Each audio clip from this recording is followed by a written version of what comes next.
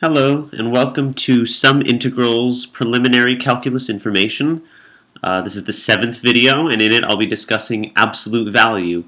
Absolute value is a very important topic, especially in a geometric sense, and it throws off a lot of people when they start trying to think of the absolute value of particular numbers and when they shouldn't be using absolute value. But we'll deal with the proper times to deal with absolute value later on. For now, I'm just going to define the absolute value. I'm going to explain what it means and list some interesting properties of the absolute value. So let's just get a real number line going.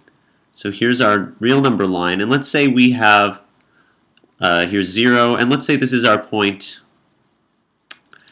Let's make it a little bit more centered. So let's say 0 is right in the middle here, and this is some number. Let's say it's a. Could be 3, could be 50, could be anything. It even we could have something over here where it's negative a on this side. So this will be our real number line for a strictly positive. So what we're going to want is we want to figure out, well, what is the length of this line right here? What is the length of the distance between 0 and a? I'll be going into more detail about distance in a later video, but for now, what we can do is we can think of the absolute value as the distance between 0 and a. So the absolute value of a real number a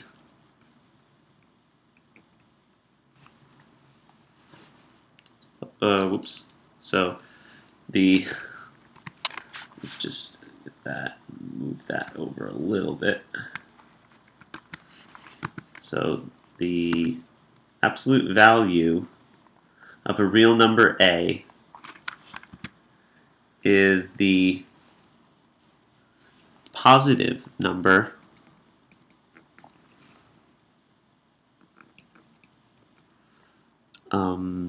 we will denote it with these pipes. So it'll be pipe A pipe, and that'll be equal to one of two things.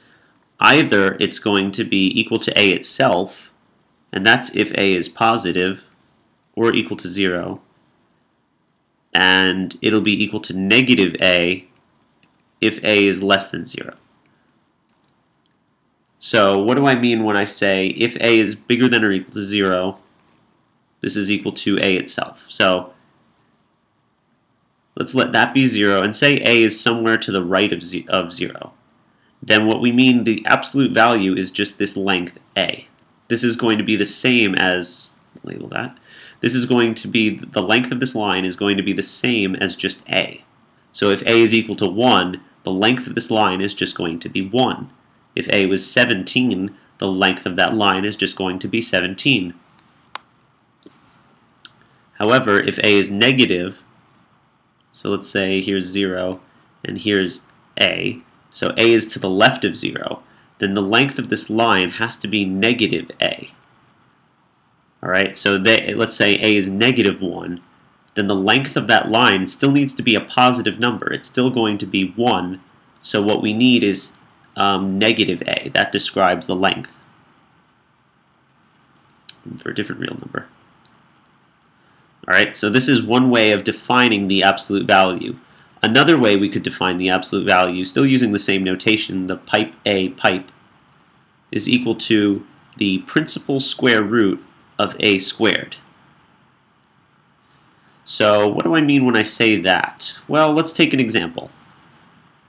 So let's say I have 5, the absolute value of 5. Well, since using the above definition, I know that should be equal to 5. However, I could also think of this as the principal square root of 5 squared. So that all that means is this is the positive square root of 5 squared. So 5 squared, I know that to be 25. So the square root of 25, just the positive one, is going to be 5. Similarly, if I had negative, let's say negative 4, absolute value of negative 4, from the previous definition, I can tell that that's just going to be positive 4. It'll be negative 4. So negative 4 is the same as positive 4.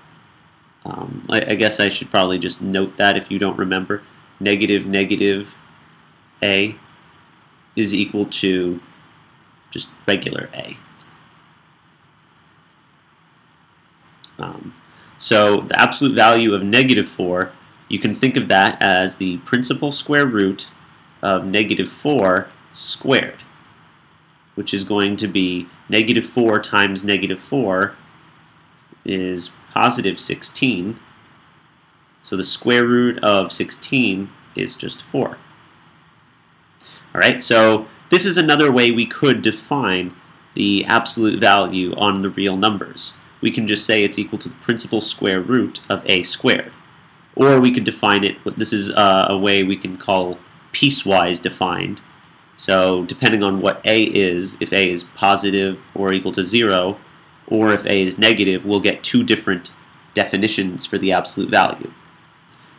However, I think at this point, I'll just list some other neat little properties of the absolute value. So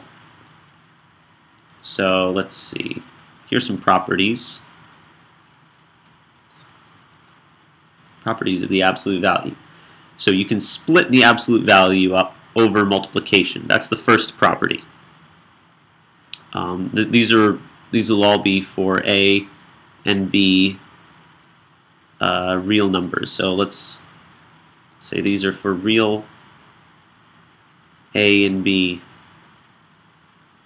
and let's just say c is positive. All right. So the first thing we can do is if we have a times b, then that's going to be equal to the absolute value of a times b is going to be equal to the absolute value of a times the absolute value of b. So let's look at an example of that.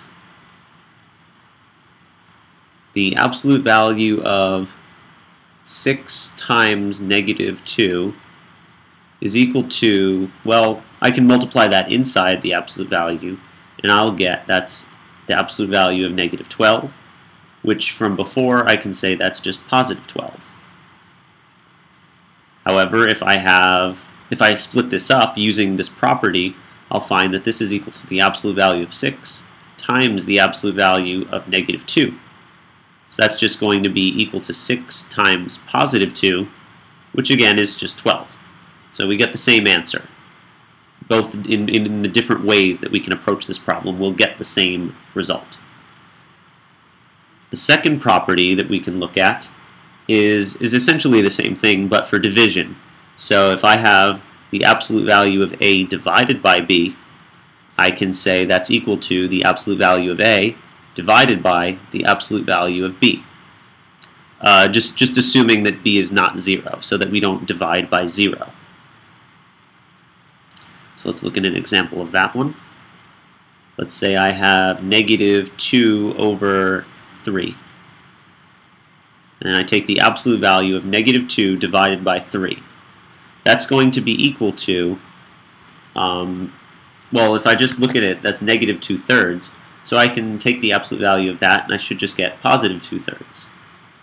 However, if I split it up over the division, then I'll have the absolute value of negative 2 divided by the absolute value of 3.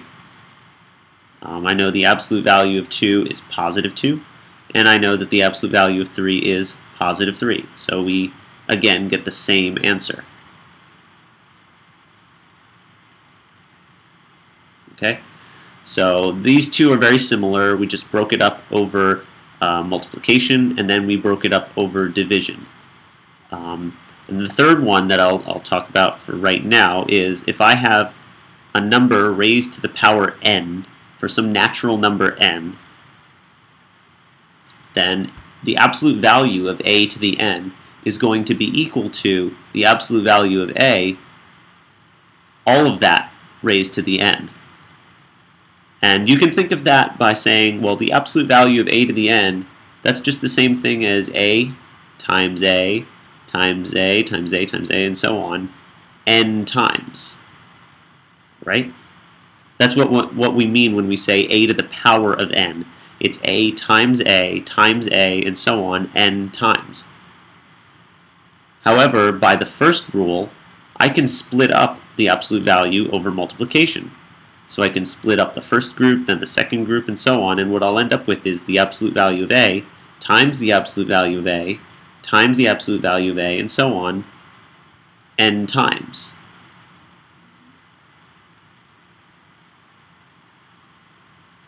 And so now what I can do is, based on the definition of something being raised to the power of n, I should probably say for n in the natural numbers is how I'm defining this. This is going, or actually I'll just extend that to the integers for now, but you don't need to worry about it too much. This is going to give us the same thing as the absolute value of a to the power of n, right? So if there were 3 a's, this gives me a times a inside of the absolute value. This is then the absolute value of a times a, which I can split up into the absolute value of a times the absolute value of a times the absolute value of a, which is equal to the absolute value of a, the whole thing cubed. So for an example, let's look at, I don't know, how about -3 to the power of 3? Okay. I can evaluate what that is. That's going to be -3 cubed is -27, right? -3 times -3 is 9, times -3 is -27. So the answer for my absolute value should just be positive 27. But I could also split this up, bringing the exponent to the outside. So I can say this is also going to be the absolute value of -3 to the power of 3. So that's going to be the absolute value of 3, which is just 3, and then cubed.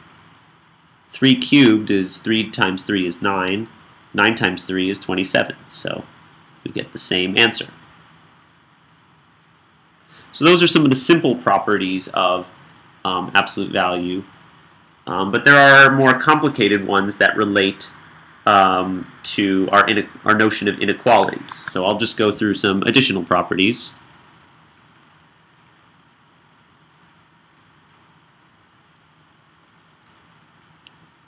Right here.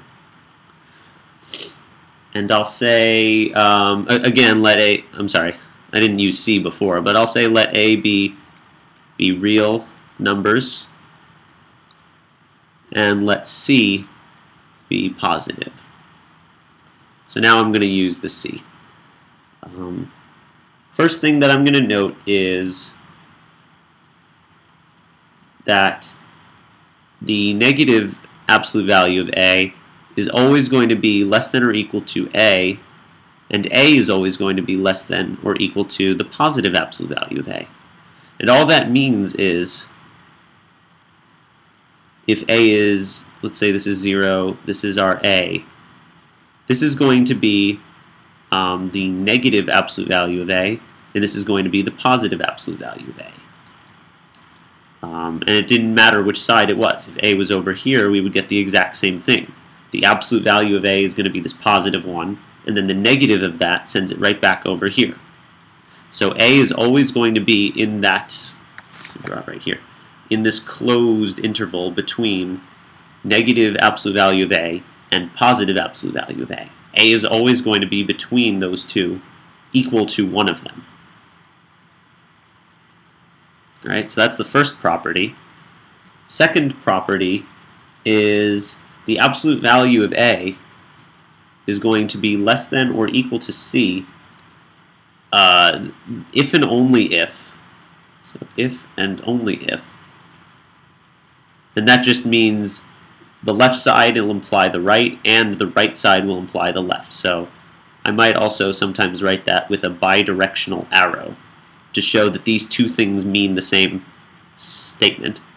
So the absolute value of A is less than or equal to some positive number C if and only if negative C is less than or equal to A is less than or equal to C.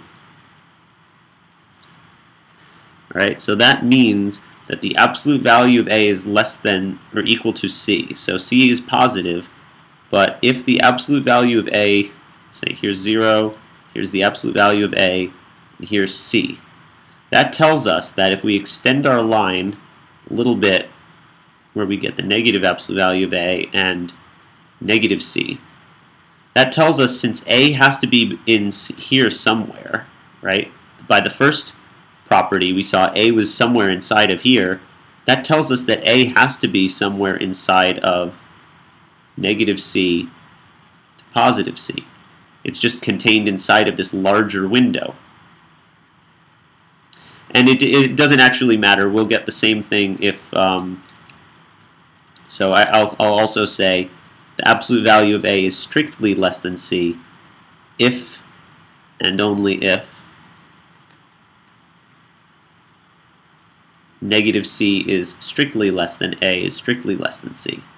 So that's the same basic idea, only we're using the open interval instead of a closed interval from negative C to C. Okay? The third property I'll talk about, and I'll save another interesting property for later, but the third property is C is less than or equal to the absolute value of A if and only if